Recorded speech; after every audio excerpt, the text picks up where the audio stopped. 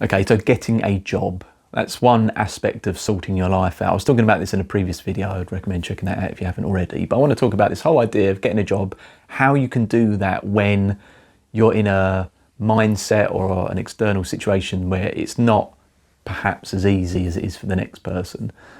Now, in a previous video, I was making the point that we are where we are. You know, some of us have hang-ups and ailments and issues that make it harder than others, and I just want to talk from my personal experience here in saying that yeah, I have problems. I have a lot of mental problems and a few physical problems that make work quite difficult, and I don't know what to do about it. Now, firstly, I've come to the conclusion that no one's going to help me with this. You know, I'm not at school anymore. There isn't a careers advisor who I could go to and have a chat about my career, and even if I did, unfortunately, when I did do that back in the past, and I have spoken to a few careers advisors, they were absolutely useless to the point. Like imagine very dumb, idiot people who really should be, if they are going to have a job, it should be peeling potatoes or something. They shouldn't be giving any kind of advice. I had some very poor, low, bottom of the barrel grade advice from careers advisors in the past. I'm sure there are some great ones. The ones I had, you know, I'm sure you've been in jobs or experienced people out in the world who you sort of wonder how the hell they ever got their jobs. That's what I had to deal with previous career advisors, but that's just going off on a tangent. Or maybe I can always talk about that later if anyone is interested. But yeah, no one's going to help me. No one's going to be able to tell me what I should do based on who I am and what I am. I mean, the best I can do there is talk about my personality, talk about the things I like and kind of why I like them to the best of my ability with ChatGPT. You know, have a discussion with an AI. I think ChatGPT, just to put it in context, so that you know I'm not just bashing people because I'm mean or whatever.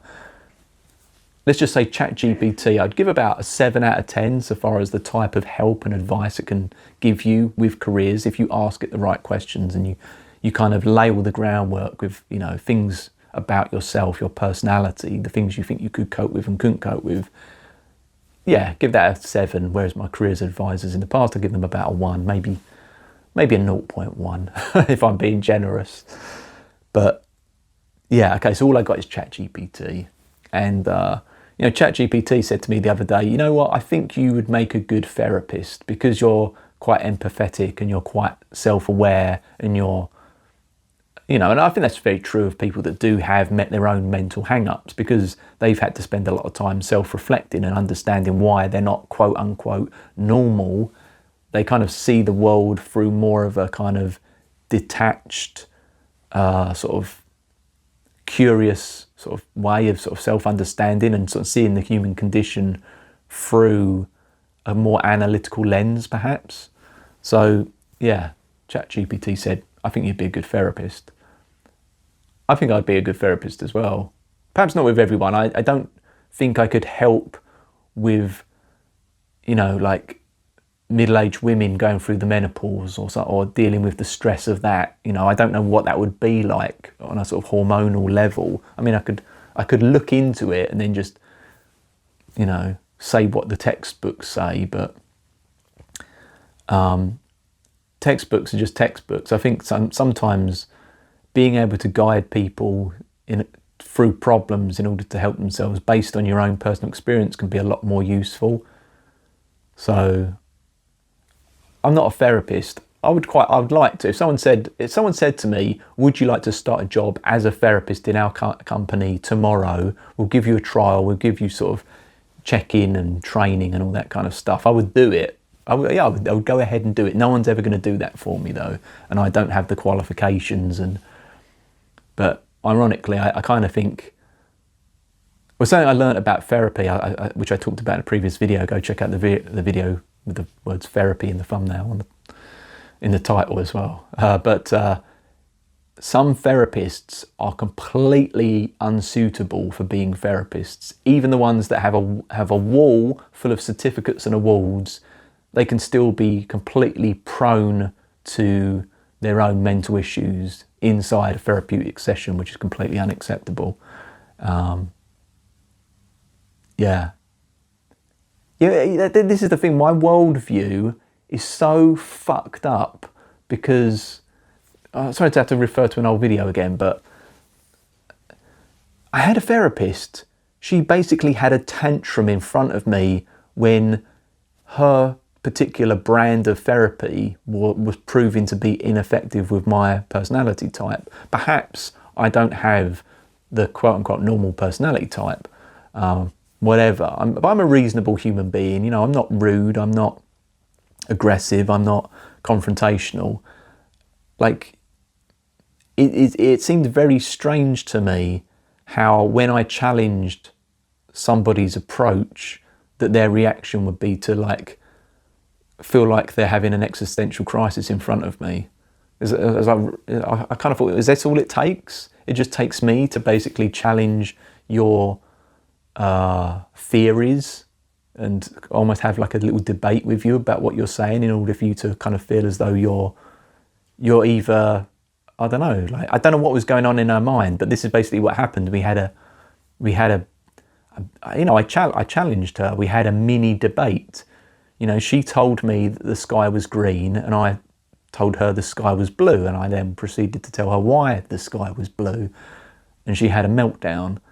And yeah, long story short, I've basically learned that just because someone is a therapist, and especially sometimes the ones that have all the awards and accolades, that means they're the least suitable type of person to be a therapist. So I don't feel bad or like I'm being too big for my boots to say that that is a job I feel like I would be good at for certain types of people. Like I say, for other types, I would be completely useless. You know, there's this YouTube psychologist, tuber, Dr. K, I think his name is. He's like an Indian American guy.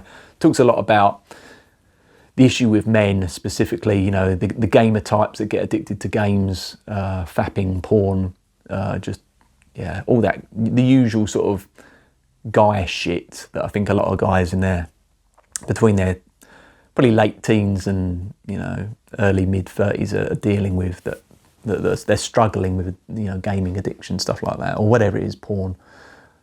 And obviously he's speaking to a certain crowd. I think that's probably more my crowd in a way, if I did have a crowd, but you know, I'm just throwing thoughts out here. So anyway, ChatGPT said I'd be a good therapist. Said I would be a good, well, not like a detective, like police detective, but something like that. Just because you know, or like a research assistant or something like that. I think because I'm quite analytical and I quite like understanding things, I'm quite curious. I've got quite a scientific mind. I talk a lot about the Big Five personality model. For anyone that has heard of the Myers-Briggs type indicator personality model, the MBTI, which is divided into 16 personality types based on 4 different personality facet criteria. I'm what's known as an INTJ, an introverted, intuitive, thinking, judging type of person. The name that my type has been given in more recent years has been the architect, I think. So someone who wants to sort of see the bigger picture and build things from the ground up based on their observations. Yeah. Take that from what it's worth. I think, but funnily, these kind of personality models. There's another one. I can't remember what it was called. An Enneagram, I think, was another personality type model. There was another one which was like a business type one, where I basically was called the scholar type. So again, the amount of overlap there is with all these personality models, where it's like, yeah, you know, don't disagree with anything you're saying. You know, you're saying that I'm this type, or that I should be named this type of person, and yeah, completely agree with you. And I completely agree that the different personality types exist, and that different jobs or different roles should be suited for different types. So work for me, being an INTJ, being someone who's quite high openness and conscientiousness, but hampered by super high neuroticism. What do I do about that? You know, I've explained before how I feel like our personalities are pretty much fixed for the most part. And if the neuroticism aspect is fixed, basically the sensitivity to stress, what do I do about that? And even having spoke about this idea of being a therapist, like this is why I haven't trained to be a therapist. But there's two reasons why I haven't done training to actually be a therapist, a psychotherapist, a mental health social worker, whatever you want to call them. The first reason is because I'm sensitive to stress. If someone's coming in talking about their problems, am I going to absorb all that negativity and then by the end of the day not be able to switch off and then basically go to bed crying about their problems and not only my own? I don't know, maybe I would. I can imagine I would, even though I'm this INTJ, which is generally tended to be perceived as someone who's quite unemotional and matter of fact. I've got this other side to me which is like really deeply emotional and empathetic, so I don't know how I would be able to handle that. I would either be able to like do it very well or not at all. Another quick aside, INTJs, they can then be divided into two subtypes. The turbulent type, which are basically high neuroticism types, or the opposite, the non-turbulent types. So yeah, you always have to add on this extra issue of like, yeah, you can be very detached, but you might not be stress sensitive. But if you're also stress sensitive, you know, you have to then take other things into account. I don't know if any of what I'm saying makes any sense. If it doesn't, I'll have to try and maybe break it down and elaborate a bit more. Trouble is, I'm quite deep into all this, like understanding the mind, personality types, and you know, psychologist terminology. So that I'm trying my best to not go in too much into the deep end, but I think I might at times. So yeah, I thought the stress of the job might be too much, being a therapist and dealing with other people's problems. Ironically, someone who's quite psychopathic would probably be quite good at being a therapist, because they could understand humans from a very completely analytical, logical point of view and be completely unemotionally invested in any of it. Depends what sort of therapist you wanted, really. I think some people want the empathy. They want to know that the person sitting in front of them feels like what they feel in order to understand them. So there was that. Also, I kind of thought the trouble is when you are a therapist, you can only earn a certain salary. Now it seems like if you, certainly maybe more so in like America, not so much in the UK, but yeah, if you're a therapist to the stars, the Hollywood celebs, you know, yeah, you can earn $500,000, $1 million a year being a therapist.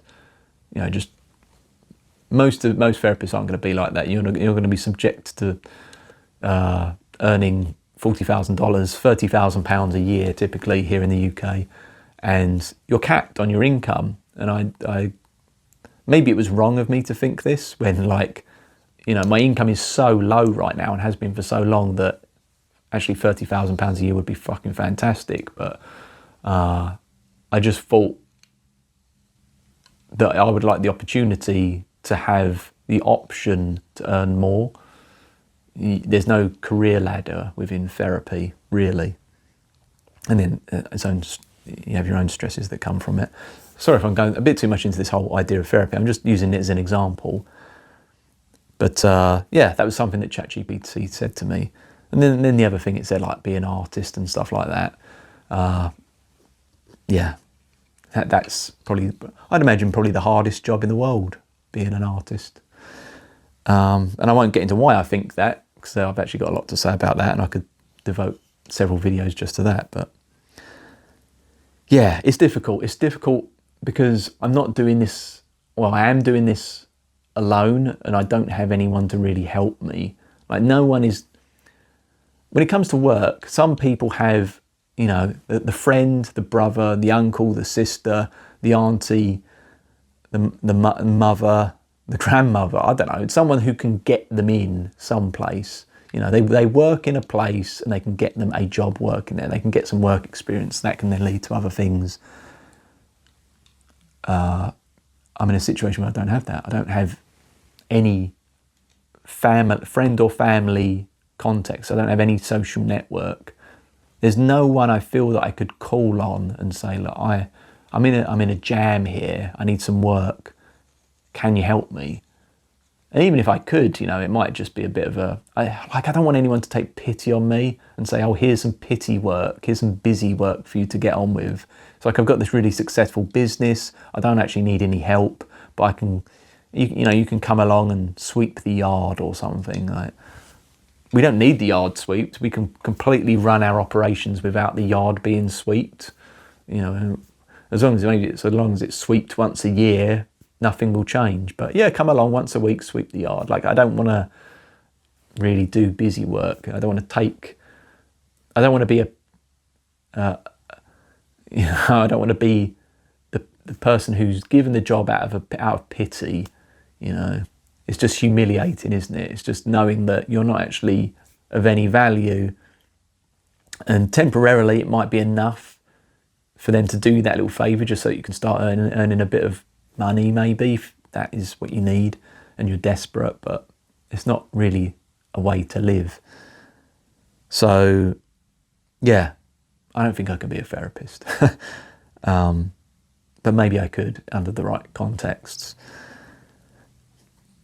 But yeah, I don't know how I would get to that. There's a part of me that just thinks I don't want to completely close off that idea. I mean, what I would like to do is just have if I could click my fingers, I would have an established website that basically says I can give online therapy to people, and I would give them a free hour of therapy and say, look, if you thought this was useful, great, you haven't paid anything, but if you'd like to do more of this, then I'll charge you an hourly rate and we'll do this online therapy stuff, or even offline. It doesn't bother me. But yeah, I think to do something like that, I would need a website, possibly qualifications and testimonials. I probably would want some training how to deal with stuff like that, so that I was coming across more professional. But then a lot of ad budget. I'd probably need about £10,000, $15,000 just to start advertising, and then obviously you'd have to work for several months before you've even paid off that initial startup, just to get the ball rolling. And then even then it might not work. It's a lot of risk and a lot of money up front. I don't have any money up front. I don't have any money to do anything with. So yeah, I'm trying to find other work that would be suitable for me. Now, what is going to be suitable for someone who is highly neurotic? I don't know, because most jobs require dealing with stress. And even a job that doesn't is going to be stressful for other reasons. Let's just say that, you are sweeping the streets, you are going into offices and cleaning offices, emptying, rubbish bins, and I don't know, just picking up bricks in a building site and moving them from one end of the building site to the other. They're jobs that are going to require physical stress on your body, or just mental stress as in the boredom of the job, or I think my ego plays a bit of a part in certain jobs that I think I would not want to take on. And if my job was to clean out sewage pipes, I feel as though it would reflect on me personally. I'd feel like to do that would be for me to embody the idea of being a failure. Like right now, I can be a failure. I can be failing in life, knowing that I need to sort my life out, knowing that I need work, knowing that I need a full-time job, because my self-employed endeavour is just not working for me anymore. So I know I need something, but at least now I can trick myself. I can fool my ego into thinking perhaps I'm better than I am. And it sounds very shallow, and it sounds quite disgusting, I'm sure, to other people for me to say this, but because obviously there are people that do clean sewage pipes, and we're grateful for it, because we need that shit to flow. We need that shit done, literally. someone's got to do it. And actually, some people like doing stuff like that, and good for them. But you know, any job you have, there are some people that like any job. It's a crazy thing to think about. But yeah, I just feel like, would I feel like it's beneath me? Yeah, like I say, yeah, that's what it is. I feel like it's tangible proof that I don't have enough within me, enough value as a human being to fulfill my aspirations and do the things that I kind of, at least in an abstract sense in my mind, feel that I'm capable of doing. It's kind of basically the nail in the coffin, the proof, the hard evidence that you weren't good enough to be an entrepreneur. You weren't good enough to, you know, be a therapist, or, you know, even though I've not really even tried to be a therapist, but you know what I mean? Like, there are these jobs where I feel like I'd be maybe better suited to doing them, or yeah, it would be something that I kind of, yeah, I'd be better suited to and would be more valuable in some way, or I wouldn't be judged as harshly. But yeah, it's kind of a weird thing. I don't know, I feel a bit guilty for even saying this. Now that I'm saying it out loud, I feel like people that maintain our sewage systems, you know, our water systems, our electricity, it's like people could be quick to judge people like that, or even, you know, people that sweep the streets and collect our trash or our rubbish bins or whatever. But it's like, you know, you'd start getting desperate if those people just suddenly disappeared overnight, you know, and you start panicking, and then you'd start getting super stressed. It's like those people are like fundamental pillars of society that do these kind of jobs that benefit us all. So perhaps we should never be quick to almost like look down our nose on people that have those sort of type of jobs. I think it's a bad habit of mine. Not just mine, I think 99% of people would say that if you're a cleaner, if that's your job, and you just go into, you know, restaurants or offices or some place and just clean, that you're insufficient in some ways, that you're and therefore low value.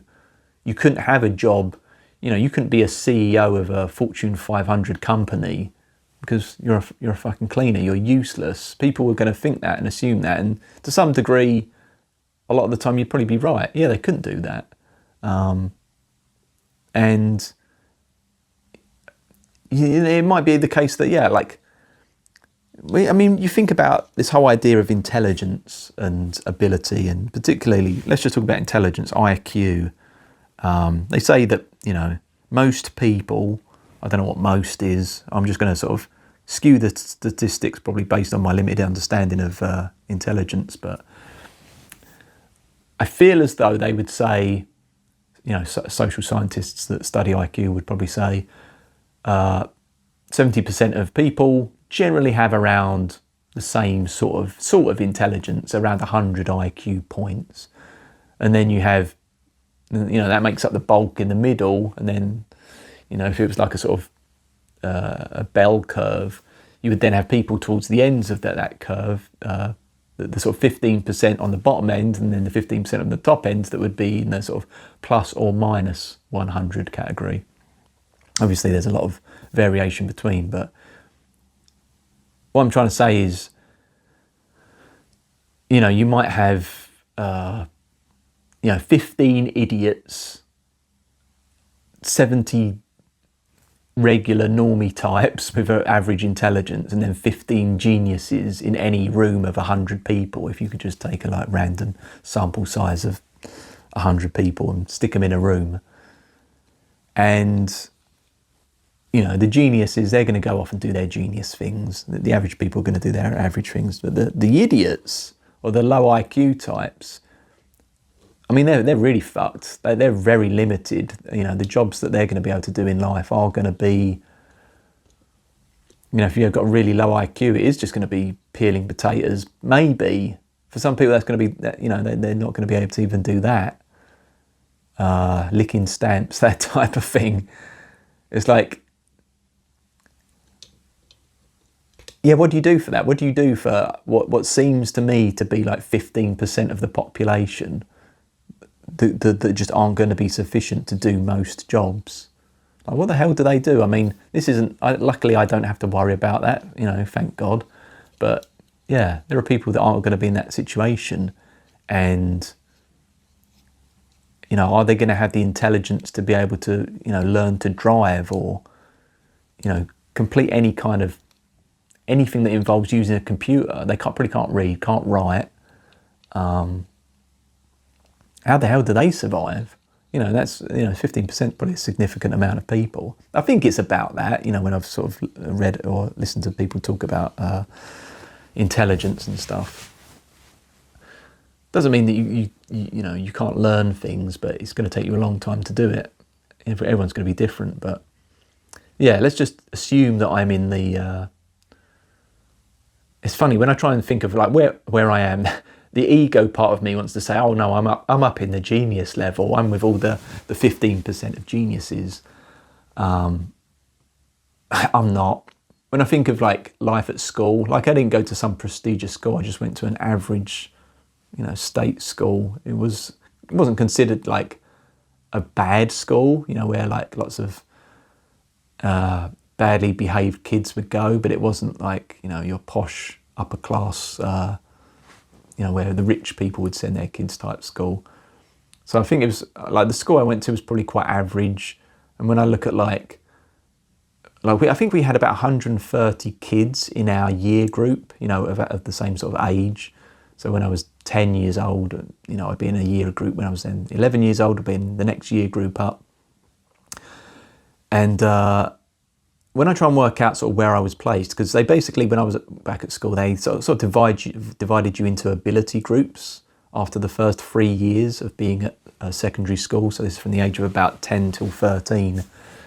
So when you're sort of 14, 15, 16, that kind of age, they then put you up into the next, a kind of a more managed ability tier type of system. And I think I was probably, basically, when I'm just trying to work this out on the fly, but I kind of feel as though, if I'm being honest, there were some classes where I was like in the top classes. I was never like the smartest kid or the best kid in my class, except for a couple of subjects, but practical subjects, but generally, I was probably in the top. I'd probably just scraped by into being like in the top 30%. So even though I haven't done it, even though I haven't done an official IQ test score, I'd imagine I'm probably a little bit above average. So, like when I have done these IQ test scores, those free ones you do online, I generally get between 120 and 130 IQ points. But I don't think that's true. I think it's probably a little bit lower than that, because I think these tests basically just they try and make you feel good about yourself, so you can show off to your Facebook friends. Oh, look at me, I did this IQ test. Here's a link to how I got, 130 IQ points or whatever. I mean, 130 IQ points, that's the sort of person that would find it relatively easy to, do a science PhD and write a thesis on some, something to do with physics or something. I could do it, but I wouldn't find it easy. That's how I know I don't have 130 IQ. But the fact that I know I could probably do it with a lot of time and effort means that I'm probably above average. So what I'm doing right now, this is like a real life example of me in my mind trying to just work out where I think I am on the kind of intelligence hierarchy within society. And I mention that and I bring that up because I think that's quite relevant when it comes to trying to work out what type of job you should do. And I'm talking about jobs because I'm thinking about needing to find work right now. And I don't know.